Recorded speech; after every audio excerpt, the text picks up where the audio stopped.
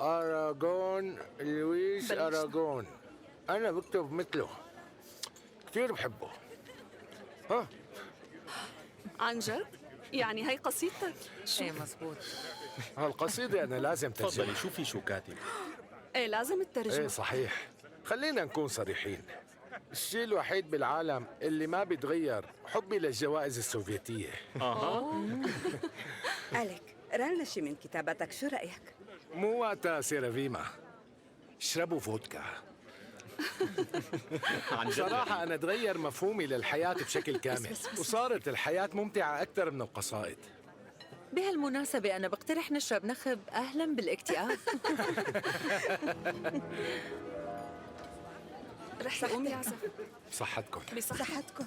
بتعرفي قالينا، أنا عندي نظرية من زمان بتقول إنه الناس اللي بتطلع على التلفزيون ما لها حقيقية تماما، بس اليوم أنا غيرت وجهة نظري.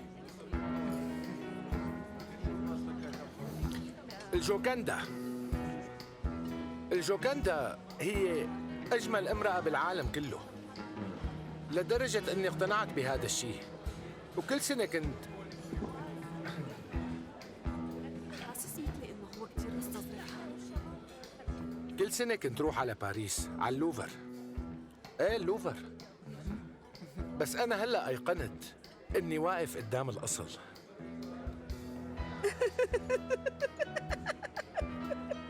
اسمعوا، عندي فكرة، شو رأيكم نروح على مكان تاني بعيد عن هي الضجة كلها؟ شو قلتوا؟ يعني لوين بدنا نروح هلأ؟ شو رأيكم اللي عندي على البيت؟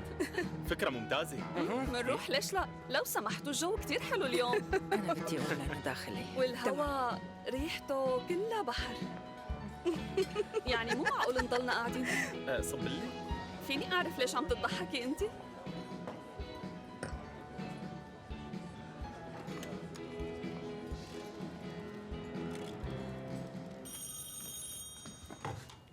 بيريكوف. عليك 65 روبل و50 كوبيك كمان. قالينا. على فكرة أنا طلبت شمبانيا وما معي مصاري أدفع الحساب. مشان هيك تخيل تاركيني عندهم رهينة. خلص جاي لأنقذك.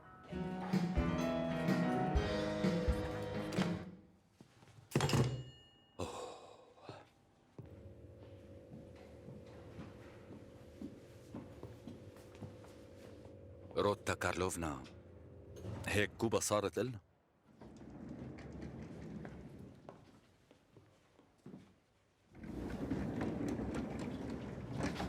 ما كان عندي غير شرط واحد، لا تدخل قسمي بالمغامرات تبعك.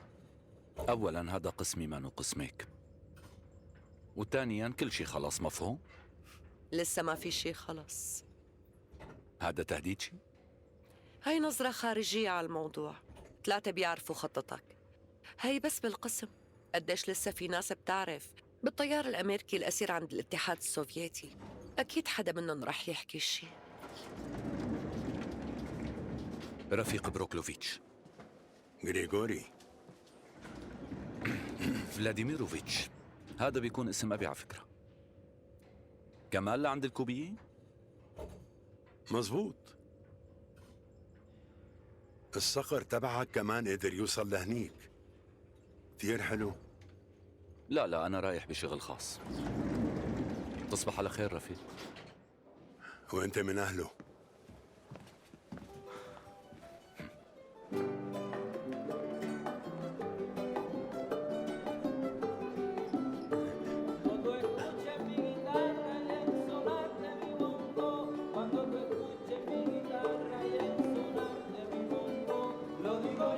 بدك تنتبه ليونيد، كتار خسروا مستقبلهم هيك.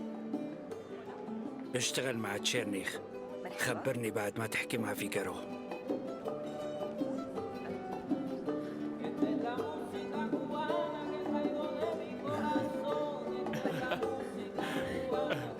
كورنييف، كيفك؟ منيح؟ ممتاز.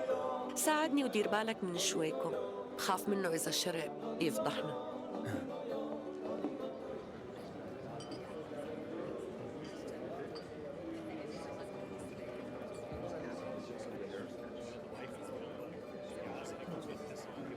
مساء الخير مرة تانية رفيق بيترو. رفيقة بلاو منيح. بحب أعرفك ليونيد كورنييف، موظف بالقسم تبعنا مختص بأمريكا اللاتينية. لو سمحت عرف الرفيق بيترو على الرفاق الكوبيين.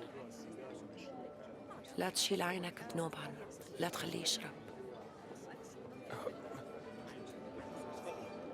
شو؟ وين الكوبيين تبعك؟ ما عم صدق.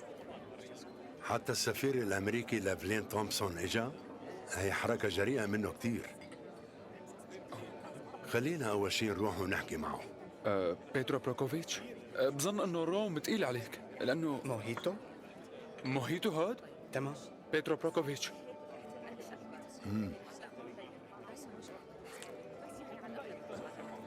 شو رايك نبلش بالدبلوماسية تبعنا؟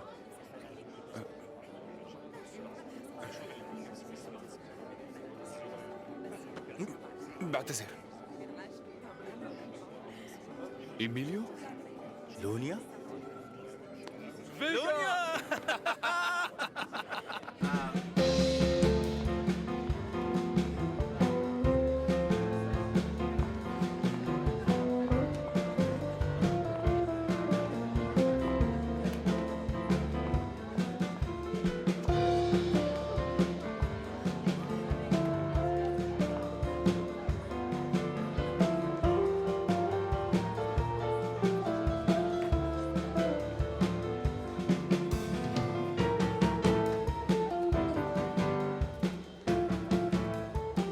يعني عم يجبروا الرهائن يرقصوا بهالمحل كمان؟ إيه شو هالوحشية هي؟ اجيت من شان تنقذني؟ طبعا وجبت فدية معي. شكرا كثير.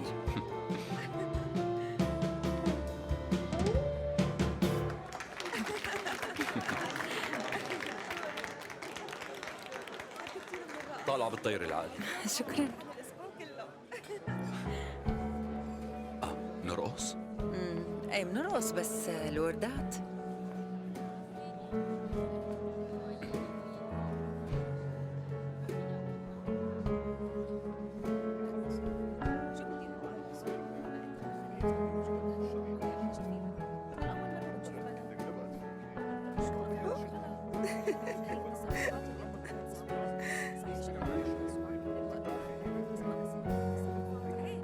ما في فايدة، دورت عليها بكل مكان وما لقيتها. ما إلها أي أثر وكأنها كانت حلم.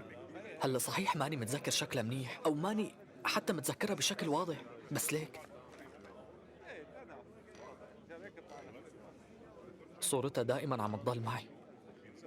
لا تزعل أركاش، بكرة بتلاقي 100 وحدة غيرها. مزبوط، ما أنا من نصيبي. ومشان هيك رح نكمل شرب بيرة. شو؟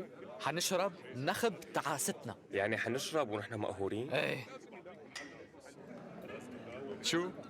هات احكي لي، نسيت الروسية؟ ايه مزبوط، بس بتوقع هلا حتكون فرصة منيحة لأرجع أحكي.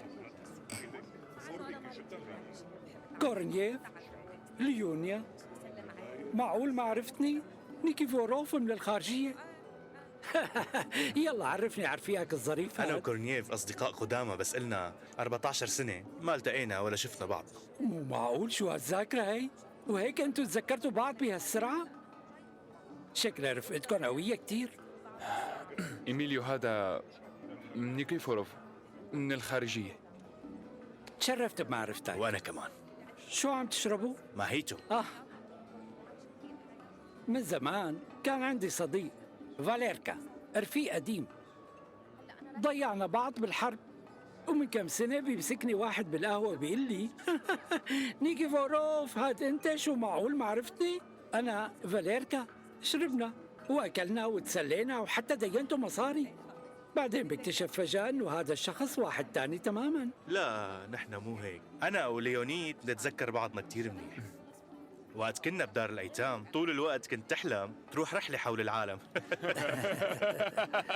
صحيح. مين ما بيحلم يروح بيوم من الأيام رحلة يدور فيها حول العالم.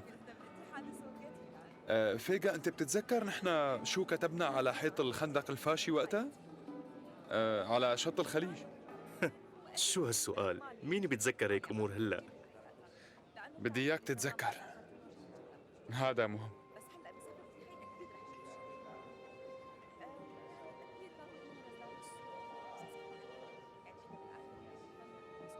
est تيرا est نويسترا. معناها الارض لنا. وقتها كتبت تيرا غلط، كتبت حرف ماله مزبوط.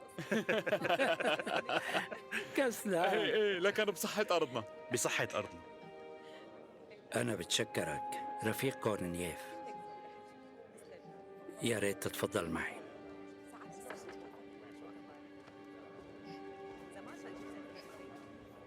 لازم تفهموا انه كوبا هي مجرد البداية. قريبا كل امريكا اللاتينية راح تكون تحت اعلام الاشتراكية، وبكرة راح تتأكد من كلامي. كل شيء ممكن. هلا بحب اعرفك على سيادة سفير السويد رولف سولمان. Mr. Shulko is a undersecretary at the Soviet Ministry of Foreign Affairs. Can you take care of this one for me, please? بالإذن. بالإذن. باي. باي. مساء الخير. مساء الخير.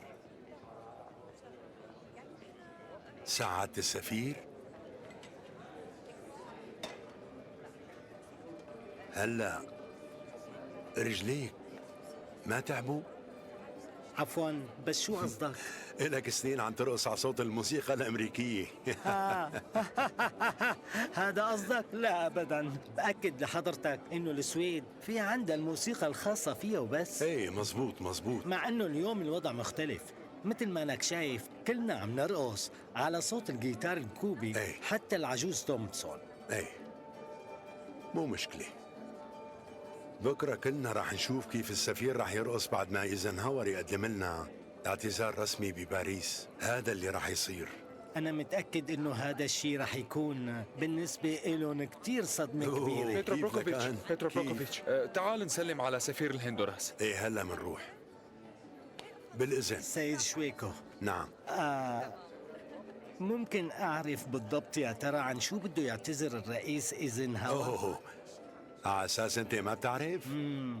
مثل ما بتعرف يعني السويد بلد كتير صغير وبصراحة ولا حدا بيخبرنا شيء أبدا. معقول في سبب بيستدعي إنه يقدم اعتذار؟ ايه في بيترو بروكوفيتش، ومانو قليل. امشي معي تعال. لحظة استنى. من حوالي يومين فوق سفير دولوفسك جماعتنا أسقطوا طيارة تجسس أمريكية. ايه مثل ما عم لك وما تطلع علي هيك. هذا كان فعلا جاسوس، ونحن بنقدر نثبت هذا الشيء. الطيار موجود عنا. شويكو خبر السفير السويدي انه عنا جاسوس امريكي هون، مزبوط هالحكي؟ كورنييف، ما طلبت منك تدير بالك عليه، وين كنت؟ انا ووقتها تماما رح نشوف كيف ايزنهاور رح يطلع بعيون نيكيتا سيرجيفيتش. بيترو بروكوفيتش، بالإذن.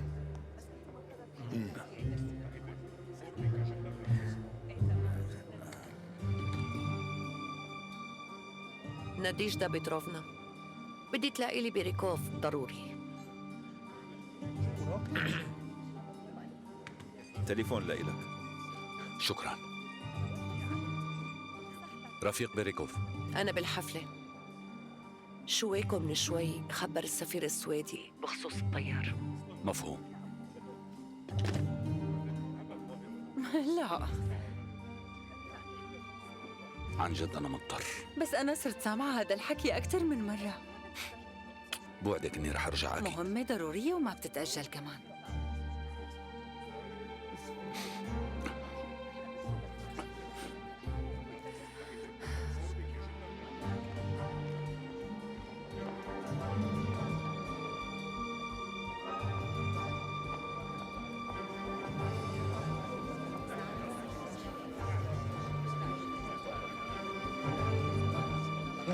I'm sorry, Miss Ayaminori.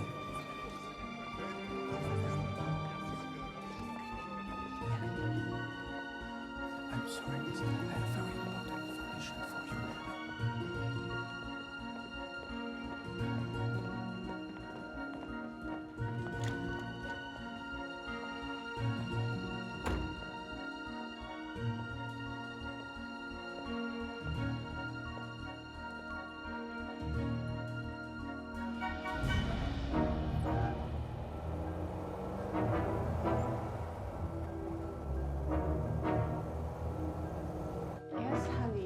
do understand everything, but could we stay in Leningrad a little bit longer? A day is barely enough for me to see the Russian Museum, and the Hermitage will take me at least a couple of days. Okay, I'll see what I can do, dear. I'll be right back.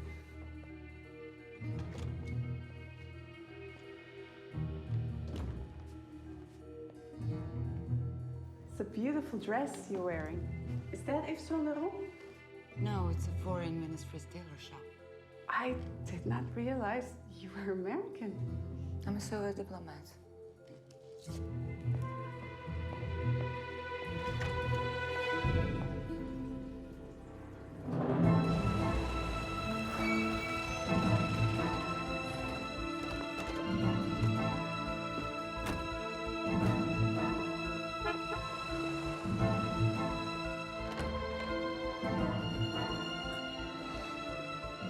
مساء الخير. تفضل حط اغراضك. يسعد مساء. مساء الخير.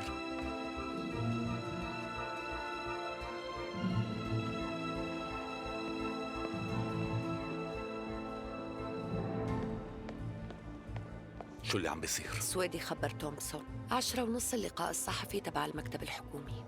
إذا بيلحق يخبرهم إنه الطيار لساته عايش رح يضيع كل شيء. معنا 15 دقيقة بس. ليكو تومسون، حاولي تأخري لي إياه شوي. كورنييف، أعطيني بطاقتك هات. اعمل لي شوية كركبة عند الأمانات. Excuse me, I've overheard that you plan to visit Leningrad. Yes, we do. When you're at the Russian Museum, go straight for the stores. All Russian avant-garde is there. Is that even possible to see? One word from us and it's done. That's fantastic. We really must go, dear. Well, still thank you. Bye. شو اللي عم بيصير؟ يعني أنا عن جد ما عم بفهم هاي السياسة. هذا مو جاكيتي. انت شو عطيتني؟ شو؟ ليك هذا جاكيت ماركة أجنبية، عم تفهم؟ لك هاد مو لي أبدا. الزر تبع جاكيتي مقطوع. بس Excuse me, fit your coats while you sort this out. حضرة السفير أنا بعتذر منك بس شكله في تخبيص كتير وفي حدا هون ما عرفان يشتغل شغله. سيارة السفير الأمريكي عند المدخل. جاكيتي اللي هنيك ليكو وراك، هداك الرمادي اللي بهديك الزاوية لازم يكون في بجيبته مفاتيح المستودع، مشان هيك ناولني اياه لو سمحتوا وبلا مشاكل.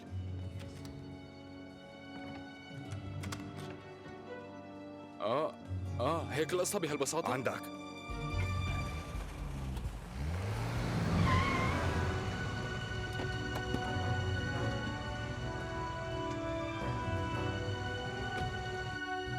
To the embassy, step on it.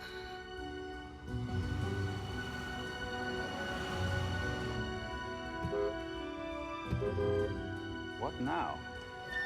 شو صاير معاه؟ ما بعرف. خير. ثواني شوي، شو المشكلة؟ طفل. غالبا المشكلة بالكهرباء. رح نتفشى على الشاشة. يكتب معي يا شباب. ما بعرف. يلا بسرعة. تعال جوا شوي. على اليمين. يلا.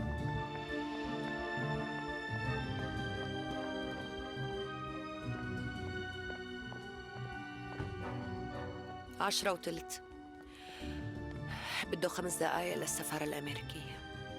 ونحن بهيك حالة منكون عملنا اللي علينا.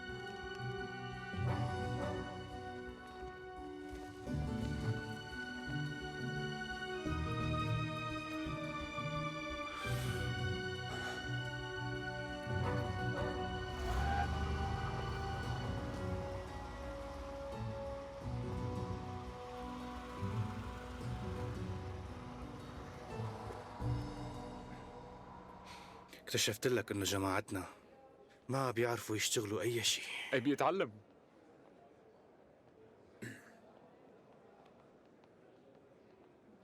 شو كان بده منك قلي؟ ما بقدر احكي ابدا. ايه نحن وصغار كنا اوضح. عم نحاول نعمل علاقات معكم بس الموضوع صعب. ليش وين المشكلة؟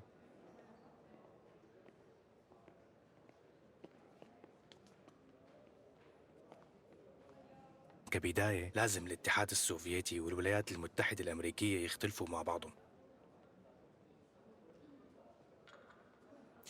الأمور معقدة، خلينا نشرب.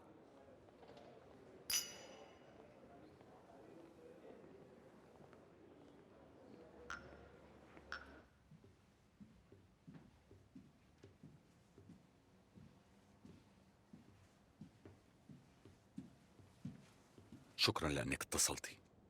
لا عفو.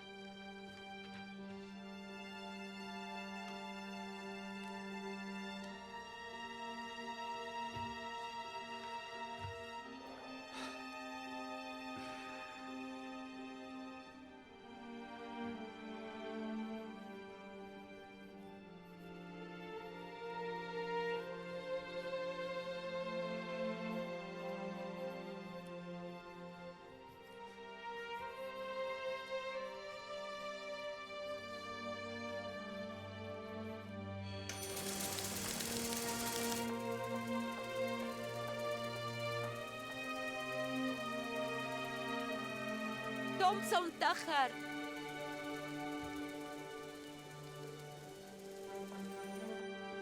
تومسون تأخر، والأمريكان هلأ أصدروا هذا البيان. أبحاث متنبئين جويين صرحوا إنه هي كانت طيارة مدنية لعلماء المناخ، عم يقولوا ضاعت فوق تركيا. فوق تركيا؟ وبالغلط قطعت حدود الاتحاد السوفيتي.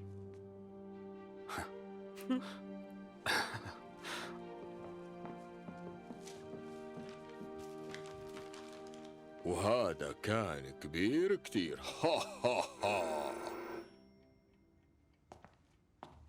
هذا مجرد صرصور كبير. ضفدع ضفدع ضفدع صغير، رجلك طرية كتير ولزجة يا حشرة. كولا، تليفون إلك.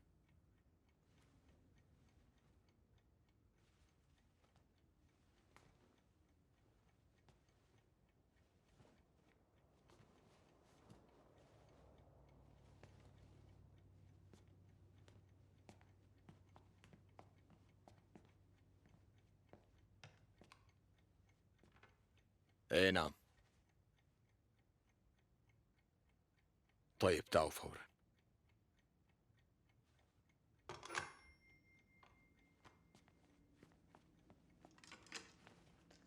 شو طالع؟ ايه لازم اطلع شوي.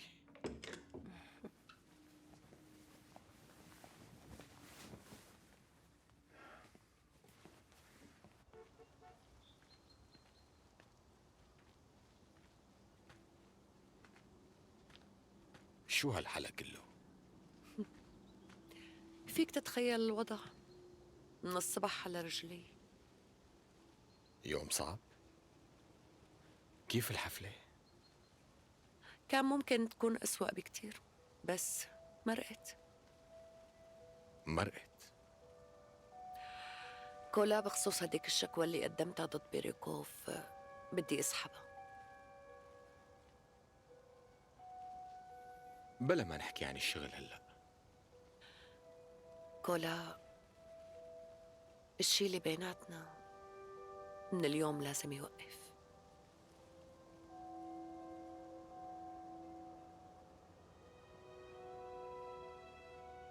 خلينا نروح لكان. خلينا هلا نروح. انت بتخبري زوجك وانا بخبر مرتي انه نحن بنحب بعضنا وخلص. يلا. كولا، ممكن تفكر بابنك؟ هذا ما حب، هي أنانية.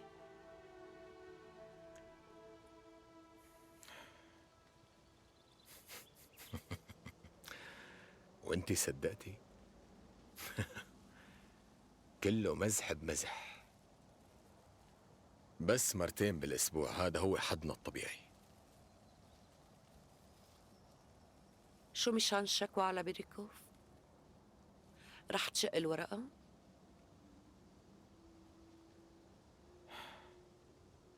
طيب، اول ما اوصل على الشغل بشقة.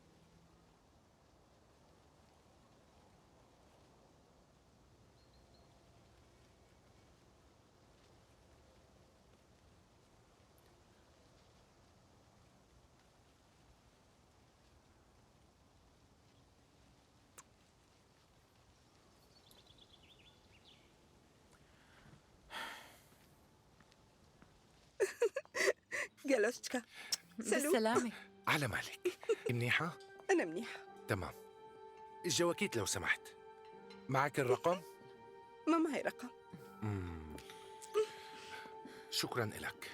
يلا تفضلي حبيبتي. متشكرة. جالينا، بتحبي إني وصلك؟